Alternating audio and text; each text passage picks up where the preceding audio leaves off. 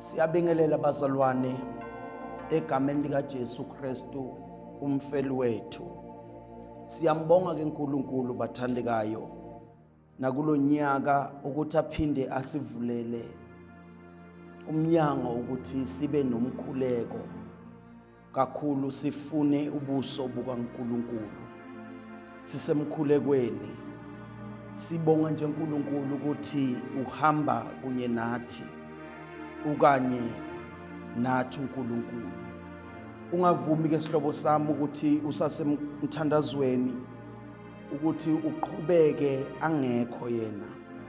Mmeme sihlobo sami uhambe naye ngoba eqinisweni uyamdinga uNkulunkulu ukuthi abe nawe kulomkhuleko.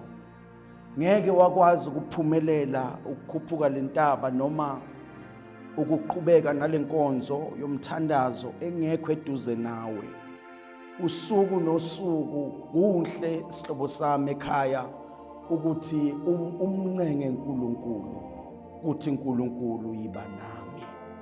Siyabonga ke bazalwane, siyambonga uNkulunkulu.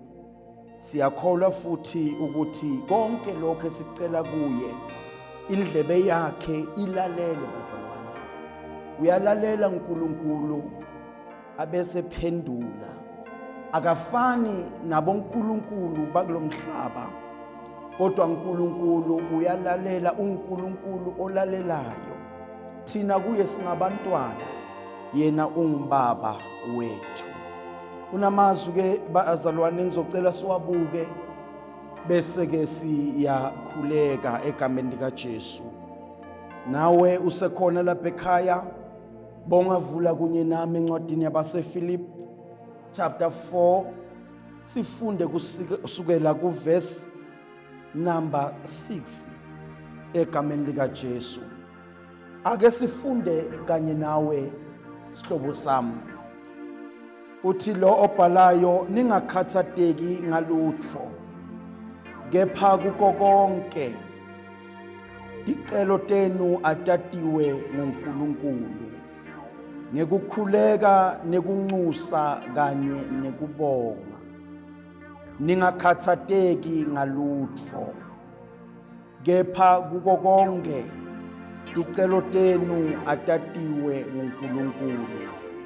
Sikulomkhuleko bazalwane, yiwo amazwi engifisa ukuba siwabuke. Singena kulomkhuleko mhlambe singene sinokukhathazeka. Uma sifunda la uthi lo mlobi singakhathazeki. Singakhathazeki. Kungenzeka ukuthi sesikhulekile. Uye wakhuleka eminyakeni eyendlule kwangathi akulungi. Wabona ngathi isimo asishintshi. Isimo asishintshi empilweni yakho.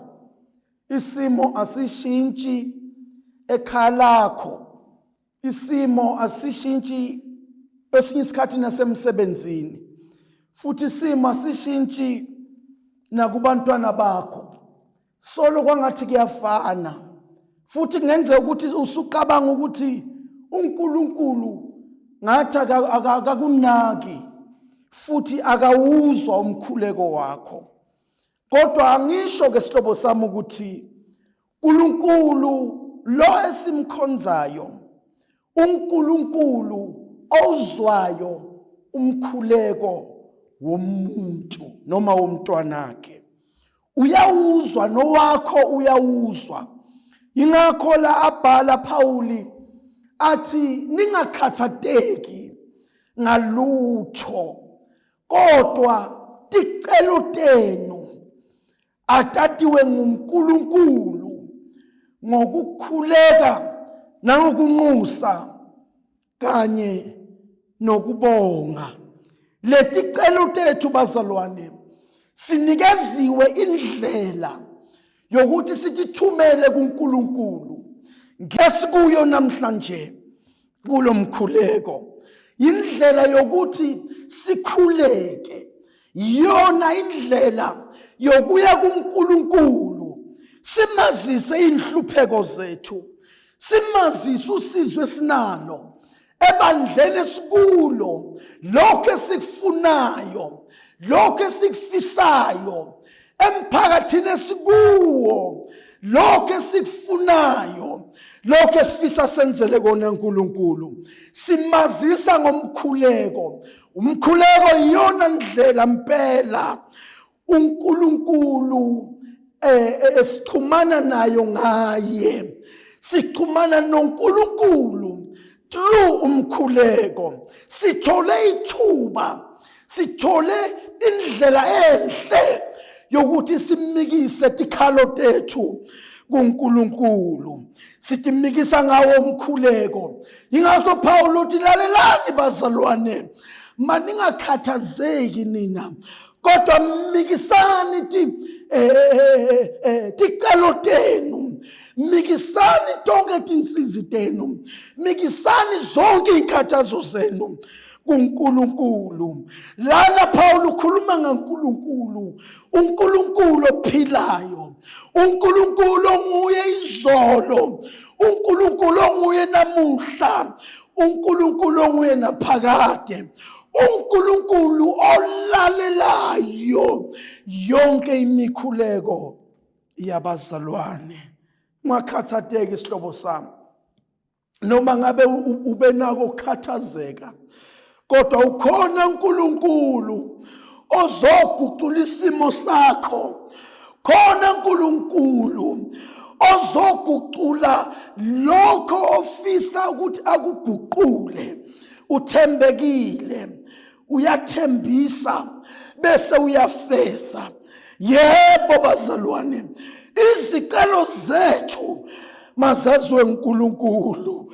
Ngenza kubazisile abantu, wabatshela nabazalwane, wabatshela nabantu abaseduze nawe, wazitshela inhlobo zakho zangakusiza ngalutho. Kodwa ngizomemezela namhlanje kungiday 2 sakhuleka, khona kumele simikise kuye. Ticelo tethu uyativa, ticelo tethu uyatilalela, ticelo tethu uyatiphendvula. Angeke athi uma somtshelile bese uxoxela omunye njengabanye uthi ubatshela indaba, ubatshela inhlupheko zakho, kunokuthi azimikise kuNkulunkulu, uzimikisa kubantu abakhona ezweni, bese indaba yakho ihamba iyasabalala, kuhamba kuyalimaleka endleleni. Zomemezela sithole ithuba elihle ukuba simikise ticelo tethu kuNkulunkulu.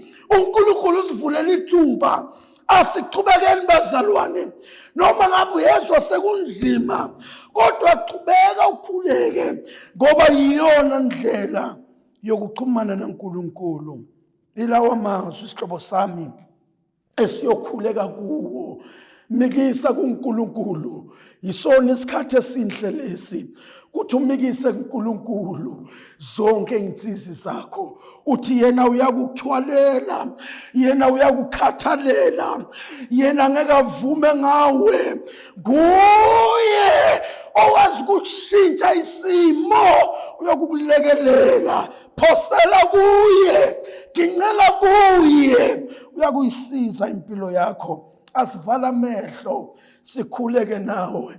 Nteyithulo sikhuphuka nawe lentaba, siphezulu, sithi Nkosi hamba nathi, sithi Nkosi ethwale, simikisa kuNkulunkulu konke okusindayo, konke okunzima, konke okukhathazayo.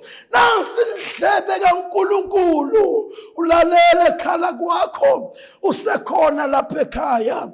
Angithandaze nawe baba wethu engcwele egameni likaJesu. Nangu umzalwane, nangu mama, nangu baba, nainsizwa, nomuntu omusha, nangu baba, siza naye kuwe egameni likaJesu. Sisakuwo lo mkhuleko. uNkulunkulu wethu engcwele, uthe icelo zethu mazaziwe nguwe, sizimikisa kuwe.